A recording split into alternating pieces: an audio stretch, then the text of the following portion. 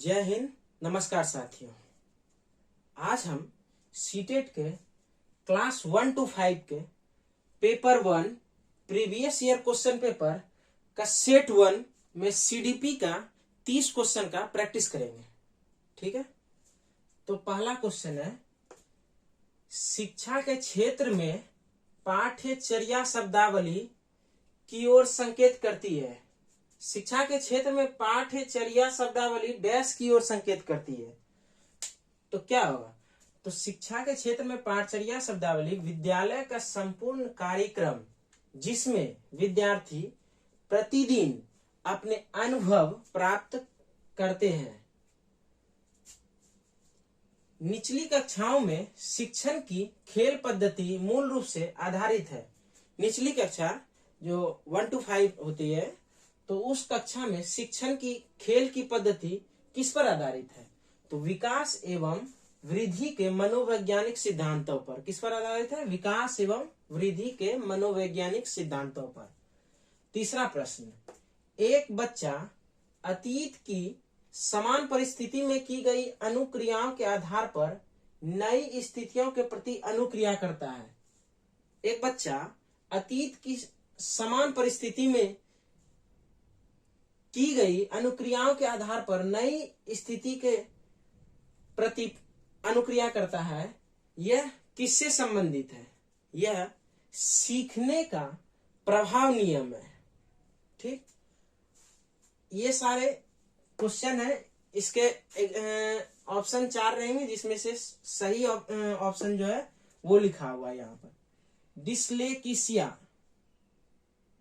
Dyslexia किससे संबंधित है? तो वो पठन विकार से संबंधित है। विशेष आवश्यकता वाले बच्चों को शिक्षा उपलब्ध कराई जानी चाहिए। बात तो सही है, विशेष आवश्यकता वाले बच्चों को शिक्षा उपलब्ध करानी चाहिए। और ये किनके साथ उपलब्ध कराने चाहिए? अन्य समान बच्चों के साथ। ऐसा नहीं कि उनके लिए कोई अलग सा दूसरा विशेष आवश्यकता वाला स्कूल हो, उसमें उनको शिक्षा मिले, ऐसा नहीं है। तो विशेष आवश्यकता वाले बच्चों को शिक्षा उपलब्ध सामान्य बच्चों के साथ ही एक ही कक्षा में शिक्षा दी जानी चाहिए। आकलन को उपयोगी और रोचक प्रक्रिया बनाने के लिए क्या करना चाहिए? आकलन को उपयोगी एवं रोचक प्रक्रिया बनाने के लिए शैक्षिक और सशैक्षिक क्षेत्रों में विद्यार्थियों के सीखने के बारे में जानकारी प्राप्त करने के लिए विविध तरीकों का प्रयोग करना के प्रति सचेत होना चाहिए। 7वां प्रश्न, डैश प्रतिभाशाली होने का संकेत नहीं है। तो क्या है? दूसरों के साथ झगड़ना प्रतिभाशाली होने का संकेत नहीं है। बच्चे दुनिया के बारे में अपनी समझ का सृजन करते हैं, इसका श्रेय डैश को जाता है। तो बच्चे दुनिया के बारे में सृजन करते हैं, एक दूसरे से सीखते हैं, इसका श्रेय पियाजे को जाता है। कृतिका अक्सर घर में ज्यादा बात नहीं करती, लेकिन विद्यालय में वह काफी बात करती है। यह दर्शाता है कि तो क्या होगा? कृतिका जो है वो घर में बहुत ज्यादा वो घर में ज्यादा बात नहीं करती है, लेकिन विद्यालय में काफी बात करती है एक दूसरे सहपाठी के साथ। तो यह दर्शाता है कि उसके विचारों को विद्यालय में मान्यता मिलती है। मतलब विद्यालय में वो जो बोलती है उसके विचार को सब मानते हैं, हो सकता है सही बोलती होगी। एक शिक्षक को अपने विद्यार्थियों की क्षमताओं को समझने का प्रयास करना चाहिए। कौन सा क्षेत्र इस उद्देश्य के साथ संबंध है? तो एक शिक्षक को अपने विद्यार्थियों की क्षमताओं को समझने का प्रयास करना चाहिए। बात तो सही है। इसके लिए कौन सा उद्देश्य इसका संबंध है? तो शिक्षा मनोविज्ञान से इसका संबंध है। 11वां प्रश्न, सीखने की प्रक्रिया में अभिप्रेरणा का क्या महत्व है? सीखने की प्रक्रिया में अभिप्रेरणा शिक्षार्थियों को सीखने के प्रति रुचि का विकास करता है। अब वो क्लास वाली रुचि नहीं, वो सीखने के प्रति रुचि का विकास करता है। सीखना समृद्ध, अब 12वां प्रश्न, सीखना समृद्ध हो सकता है यदि, सीखना समृद्ध हो सकता है यदि, तो इसका सही उत्तर है वास्तविक दुनिया से उदाहरणों को कक्षा में लाया जाए। वास्तविक दुनिया, जो हम लोग दैनिक जीवन में जो कोई कार्य गतिविधि करते हैं, तो ऐसे उदाहरण को लेकर उदाहरण लिया जाए जिसमें विद्यार्थी एक दूसरे से अंतःक्रिया करे, एक दूसरे से बातचीत से विद्यार्थी सीखे, बातचीत करे, और शिक्षक उस प्रक्रिया को सुगम बनाए, और शिक्षक उस प्रक्रिया को सुगम बनाने का कार्य करे। 13 नंबर प्रश्न, निम्न में से कौन से कथन को सीखने की प्रक्रिया की विशेषता नहीं मानना चाहिए? तो चार ऑप्शन रहेगा, उसमें से कौन सी प्रक्रिया सीखने की प्रक्रिया की विशेषता नहीं मानना चाहिए, यहाँ नहीं है। तो हम लोग ध्यान देंगे, शैक्षिक संस्थान ही एकमात्र संस्थान है जहां अधिगम प्राप्त होता है, ये गलत है।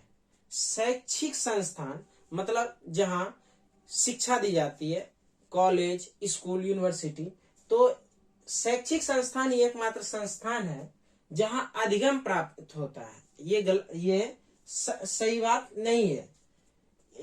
हम लोग अपने दैनिक जीवन में, घर में, परिवार में, समाज में भी सीखते हैं, तो ये सीखने की प्रक्रिया सही नहीं है। तो 14 नंबर प्रश्न, 5वीं कक्षा के दृष्टिबाधित विद्यार्थी, तो 5वीं कक्षा के कुछ ऐसे दृष्टिबाधित विद्यार्थी, तो इसका ऑप्शन में सही उत्तर होगा कि 5वीं कक्षा के दृष्टिबाधित विद्यार्थी के, दृष्टिबाधित मतलब हो गया जिनको दिखाई नहीं देता है, साफ साफ या नहीं दिखाई देता है, विद्यार्थी के साथ कक्षा में सामान्य रूप से व्यवहार किया जाना चाहिए। बात तो सही है, कोई भी ऐसे दृष्टिबाधित बच्चों के साथ दुर्व्यवहार नहीं किया जाना चाहिए, उसके साथ भी कक्षा में समान रूप से व्यवहार किया जाना चाहिए, और श्रव्य सीडी के माध्यम से सहायता उपलब्ध कराई जानी चाहिए। श्रव्य सीडी। अब हम लोग 15 नंबर प्रश्न देखेंगे, प्राथमिक स्तर पर एक शिक्षक में निम्न में से किसे सबसे महत्वपूर्ण विशेषता मानना चाहिए? देखिए, प्राथमिक स्तर पर जो हो गया, उस स्तर पर एक शिक्षक में सबसे महत्वपूर्ण विशेषता क्या होना चाहिए? तो धैर्य और दृढ़ता। धैर्य के माध्यम से ही कोई भी शिक्षक कक्षा को बेहतर रूप से शिक्षा प्रदान कर सकते हैं। कभी कभी देखते होंगे कुछ शिक्षक धैर्य खो देते हैं। 16 नंबर प्रश्न, वह अवस्था जब बच्चा तार्किक रूप से वस्तुओं व घटनाओं के विषय में चिंतन प्रारंभ करता है, तो ऐसी अवस्था जिसमें बच्चे तार्किक रूप से किसी वस्तुओं के बारे में, घटनाओं को चिंतन करने का कार्य करते हैं, चिंतन करना प्रारंभ करते हैं, उस अवस्था को क्या कहते हैं? तो उस अवस्था को मूर्त संक्रियात्मक अवस्था कहते हैं। क्या कहते हैं? मूर्त संक्रियात्मक अवस्था। एक शिक्षक अपने 17 नंबर प्रश्न, एक शिक्षक अपने लोकतांत्रिक स्वभाव के कारण विद्यार्थियों को पूरी कक्षा में कहीं भी बैठने की अनुमति देता है। ठीक है, सही बात है। एक शिक्षक अपने लोकतांत्रिक स्वभाव के कारण, मतलब शिक्षक बहुत अच्छे स्वभाव के ही होते हैं, विद्यार्थियों को पूरी कक्षा में कहीं भी बैठने की अनुमति देता है। कुछ शिक्षार्थी, कुछ, सभी नहीं, कुछ शिक्षार्थी एक साथ बैठते हैं, हाँ होता है कोई, और चर्चा करते हैं या सामूहिक पठन करते हैं। सामूहिक पठन करते हैं, बात सही है। एक अभिभावक को यह पसंद नहीं आता। इस स्थिति से निपटने का कौन सा तरीका बेहतर हो सकता है? देखिए, शिक्षक कभी भी गलत नहीं करते हैं किसी बच्चे के साथ, तो शिक्षक का स्वभाव हमेशा बच्चों के प्रति अच्छा होता है। तो शिक्षक शिक्षक कक्षा में विद्यार्थियों को बैठने की अनुमति देते हैं, कुछ शिक्षार्थी एक साथ बैठते हैं, ठीक है। सामूहिक पठन करते हैं, ये भी सही है। एक अभिभावक को यह पसंद नहीं आता है। इस स्थिति से निपटने का कौन सा तरीका बेहतर हो सकता है? देखिए, इस स्थिति से निपटने का बेहतर तरीका यह हो सकता है कि अभिभावकों को शिक्षक पर विश्वास व्यक्त करना चाहिए। अभिभावक को शिक्षक पर विश्वास करना चाहिए कि वो हमारे बच्चे के भलाई के लिए कोई भी कार्य करते हैं, और शिक्षक के साथ समस्या पर चर्चा करनी चाहिए। अगर अभिभावक को कोई भी प्रकार की समस्या आती है अपने बच्चों के प्रति, तो शिक्षक के साथ चर्चा करना चाहिए, जिससे उन समस्याओं का समाधान हो सकता है। 18 नंबर प्रश्न, सीखने के अंतर्दृष्टि सिद्धांत को किसने बढ़ावा दिया? तो सीखने का जो अंतर्दृष्टि सिद्धांत होता है उसको किसने बढ़ावा दिया? गेस्टॉल्ट सिद्धांतवादी ने। किसने दिया? गेस्टॉल्ट सिद्धांतवादी। 19 नंबर प्रश्न, बच्चों के बौद्धिक विकास की 4 विशिष्ट अवस्थाओं की पहचान की गई। बौद्धिक विकास की कितनी अवस्थाएं होती है? विशिष्ट अवस्थाएं, तो 4 अवस्थाएं होती है। तो उनकी पहचान किनके द्वारा की गई? तो वो पियाजे के द्वारा की गई। 20 नंबर प्रश्न, किस अवस्था में बच्चे अपने समवयस्क समूह के सक्रिय सदस्य हो जाते हैं? समवयस्क समूह का अंग्रेजी में क्या बोलते हैं? Peer group. तो किस अवस्था में बच्चे अपने समवयस्क समूह के सदस्य हो जाते हैं? तो वो किशोरावस्था होता है। किशोरावस्था कितने आयु की होती है? तो किशोरावस्था 12 से 18 वर्ष की आयु होती है। तो किशोरावस्था कहते किसे हैं? किसी व्यक्ति के बीच विकास एवं समायोजन की वह अवस्था होती है जिसमें परिवर्तन की प्रक्रिया शुरू हो जाती है। 21 नंबर प्रश्न, बच्चों के सीखने की प्रक्रिया में माता पिता को डैश भूमिका निभानी चाहिए। देखिए, बच्चों को सीखने की प्रक्रिया में माता पिता को अग्रोन्मुखी, कौन सी भूमिका? अग्रोन्मुखी भूमिका निभानी चाहिए। 22 नंबर प्रश्न, विकास कभी ना समाप्त होने वाली प्रक्रिया है। बात तो सही है, विकास कभी ना समाप्त होने वाली प्रक्रिया है। यह विचार किससे संबंधित है? तो यह विचार निरंतरता का सिद्धांत, ये एक ऑप्शन है। तो सही उत्तर क्या होगा? निरंतरता का सिद्धांत से संबंधित है। वह कौन सा स्थान है जहां बच्चे के संज्ञानात्मक विकास को सबसे बेहतर तरीके से परिभाषित किया जा सकता है? देखिए, बच्चे के संज्ञानात्मक विकास को सबसे बेहतर तरीके से परिभाषित करने के लिए विद्यालय एवं कक्षा पर्यावरण, मतलब कक्षे का वातावरण और विद्यालय का वातावरण बच्चों के संज्ञानात्मक विकास को बेहतर तरीके से परिभाषित कर सकता है। अब हम बात करेंगे 24 नंबर प्रश्न, निम्न में से कौन सा बुद्धिमान बच्चे का लक्षण नहीं है? देखिए, इसमें इस प्रश्न में क्या लिखा है? बुद्धिमान बच्चे का लक्षण नहीं है। तो नहीं है देखना है। तो उसमें से वह जो लंबे निबंधों को बहुत जल्दी रटने की क्षमता रखता है। मतलब अगर कोई निबंध है तो उसको बहुत जल्दी रटने का प्रयास करता है, मतलब रट कर किसी चीज को याद करने का प्रयास करता है। तो रटना वो गलत क्षमता है, तो वो बुद्धिमान बच्चे का लक्षण नहीं है। 25 नंबर प्रश्न, डैश को एक अभिप्रेरित शिक्षण का संकेतक माना जाता है। देखिए, अभिप्रेरित शिक्षण का संकेतक किसे माना जाता है? तो विद्यार्थियों द्वारा प्रश्न पूछना। जब विद्यार्थी प्रश्न पूछते हैं तो उसको अभिप्रेरित शिक्षण का संकेतक माना जाता है। 26 नंबर प्रश्न, निम्न में से कौन सा बच्चे की सामाजिक मनोवैज्ञानिक आवश्यकताओं के साथ संबंध नहीं है? देखिए, इसमें भी है, नहीं है। निम्न में से कौन सा बच्चे की सामाजिक मनोवैज्ञानिक अवस्थाओं के साथ संबंध नहीं है? तो देखना है। तो उसमें से 4 ऑप्शन रहेगा, तो सही ऑप्शन होगा शरीर से अपशिष्ट पदार्थों का नियमित रूप से बाहर निकालना।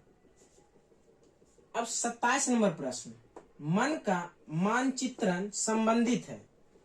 4 ऑप्शन रहेंगे, उसमें से सही ऑप्शन होगा मन का मानचित्रण संबंधित है। मन की क्रियाशीलता पर अनुसंधान से। देखिए, मन का मानचित्रण मतलब वह चिंतन जो करते हैं, तो वो किससे संबंधित है? मन की क्रियाशीलता पर अनुसंधान से। 28 नंबर प्रश्न, विशेष रूप से प्राथमिक स्तर पर विद्यार्थियों की सीखने संबंधी समस्याओं को संबोधित करने का सबसे बेहतर तरीका है। तो विशेष रूप से प्राथमिक स्तर पर जब विद्यार्थियों को सिखाने की प्रक्रिया, सिखाने की तरीका है, तो उसमें से सबसे बेहतर तरीका क्या हो सकता है? तो अक्षमता के अनुरूप विभिन्न शिक्षण पद्धतियों का प्रयोग करना। तो क्या है कि अक्षमता के अनुरूप विभिन्न शिक्षण पद्धतियों का प्रयोग करना, जिससे विद्यार्थियों की सीखने की समस्याओं को संबोधित करने का बेहतर तरीका प्रदान हो सकता है। अब हम 29 नंबर प्रश्न देखेंगे। पियाजे के अनुसार कौन सी अवस्था में बच्चा अमूर्त संकल्पनाओं के विषय में तार्किक चिंतन करना आरंभ करता है? देखिए, पियाजे के अनुसार कौन सी अवस्था में बच्चा अमूर्त संकल्पनाओं के विषय में तार्किक चिंतन करना आरंभ करता है? तो इसका सही उत्तर होगा मूर्त संक्रियात्मक अवस्था। इसकी आयु कितनी होती है? 7 से 11 वर्ष, मूर्त संक्रियात्मक अवस्था। अब हम लोग अंतिम प्रश्न देखेंगे, प्रश्न संख्या 30। निम्न में से कौन सा शिक्षार्थियों में सृजनात्मकता का पोषण करता है? तो इसका सही उत्तर होगा प्रत्येक शिक्षार्थी की अंतर्जात प्रतिभाओं का पोषण करने और प्रश्न करने के लिए अवसर प्रदान कराना। धन्यवाद।